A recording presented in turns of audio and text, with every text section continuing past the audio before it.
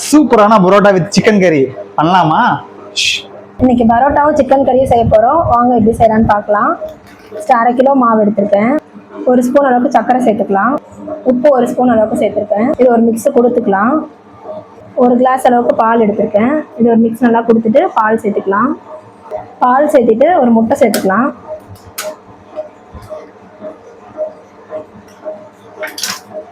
ரெண்டும் சேர்ந்து நல்லா ஒரு மிக்ஸ் கொடுத்துக்கலாம். இதெல்லாம் சேர்த்ததுக்கு அப்புறமா தண்ணி சேர்த்து மிக்ஸ் பண்ணிக்கலாம். இப்போ 1 கிளாஸ் அளவுக்கு தண்ணி சேர்த்துருக்கேன். ஃபஸ்ட்டு இதை பிசைஞ்சிக்கலாம். மாவு நல்லா இந்த அளவுக்கு பிசைஞ்சதுக்கு அப்புறமா உள்ளங்கை வச்சு நல்லா அழுத்தி பிசைஞ்சிக்கலாம். கொஞ்சமாக ஆயில் சேர்த்துக்கலாம். அதுக்கு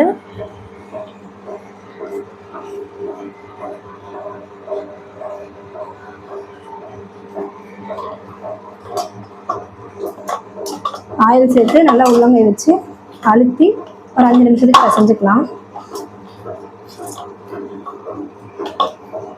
மாவு நல்லா பிசைஞ்சதுக்கு அப்புறமா மேலே கொஞ்சமாக ஆயில் அப்ளை பண்ணிக்கலாம்.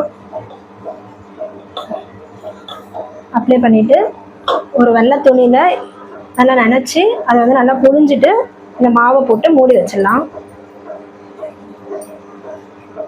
அதான் மாவு காயாமல் இருக்கும். மாவுக்கு வந்து ஒரு 1 hour ரெஸ்ட் கொடுத்துடலாம். அப்புறமா வந்து நம்ம பரோட்டா செய்யலாம்.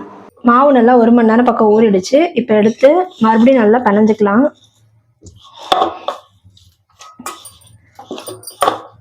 ஒரு 3 to 5 minutes நல்லா பிசைஞ்சிட்டு அப்புறமா நம்ம சின்ன சின்னதாக உருண்டை பிடிச்சி வச்சுக்கலாம். இப்போ அதில் வந்து நம்ம பாதியாக பிச்சு எடுத்துட்டு சின்ன சின்ன உருண்டையாக எடுத்துக்கலாம். உருண்டைகள் வந்து அந்த விரிசல் இல்லாத மாதிரி பார்த்து உருட்டி எடுத்துக்கலாம். இப்போ நமக்கு 1/2 கிலோ மாவில் மொத்தமாக ஒரு 11 உருண்டை கிடச்சிருக்கு. இந்த உருண்டை எல்லாமே பிடிச்சிட்டு மேலே வந்து எண்ணெய் நல்லா தேய்ச்சி எல்லா பக்கமும் தேய்ச்சி விட்டுடலாம். இப்போ வந்து நம்ம ஒரு 10 minutes ரெஸ்ட் கொடுத்தா போதும். அதே மாதிரி ஈர துணி போட்டு மூடி வச்சு ஒரு 10 minutes ரெஸ்ட் கொடுத்துடலாம். நம்ம பரோட்டா ரெஸ்ட் கொடுக்குற டைமில் இந்த சைடு சுட சுட சிக்கன் கிரேவி ரெடி ஆகிடுச்சு. நம்ம பரோட்டா போட்டு சூடாக வச்சு சாப்பிட்லாம். அந்த ஊற வச்ச உருண்டை எல்லாமே எடுத்து நம்ம ஃபஸ்ட்டு சப்பாத்திக்கு தேய்க்கிற மாதிரி லைட்டாக தேய்ச்சிக்கலாம். எவ்வளோ தூரத்துக்கு முடியுமோ அவ்வளோ தூரம் நல்லா தேய்ச்சிட்டு அப்புறமா எடுத்து நம்ம வீசலாம்.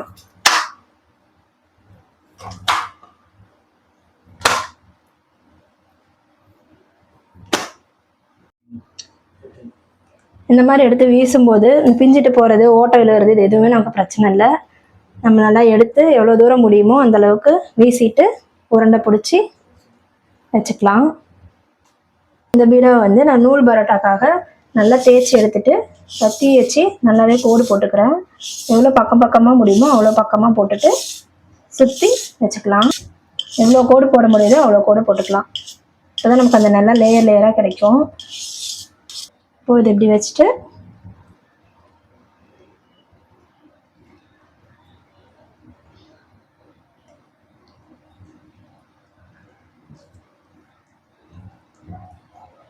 பிடிச்சி வச்ச பீடாவில் லைட்டாக எண்ணெய் வந்து ஊற்றிட்டு இப்படி கொஞ்சம் லைட்டாக கையாலேயே ப்ரெஸ் பண்ணிக்கலாம். ரொம்ப அழுத்தவும் வேணாம்.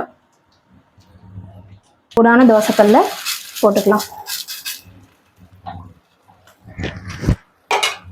திருப்பி போட்டதுக்கப்புறம் இப்போ வந்து நம்ம எண்ணெய் ஊற்றிக்கலாம்.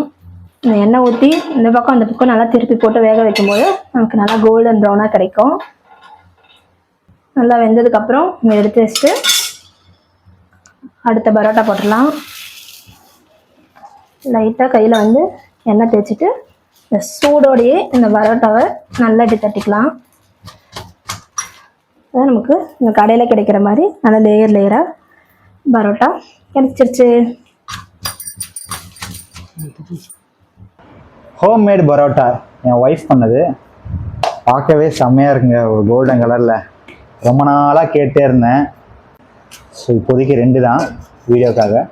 காரசாரமான சிக்கன் சுக்காவும் பரோட்டாவும் ரொம்ப நாள் ஆசைங்க என் ஒய்ஃப் கையால் சாப்பிட்ணுன்னு.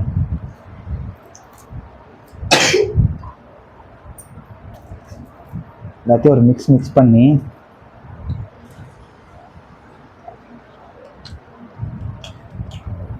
அடிப்பொடி செம்மையாக இருக்குது. உங்கள் வீட்லேயும் நீங்கள் ட்ரை பண்ணி பாருங்கள். என் ஒய்ஃப் வந்து சொன்ன மெத்தடில் ஃபாலோ பண்ணாவே செம்மையாக இருக்கும். இது வீடியோவாக சொல்லுங்கள், உண்மையாகவே சூப்பராக இருக்குது.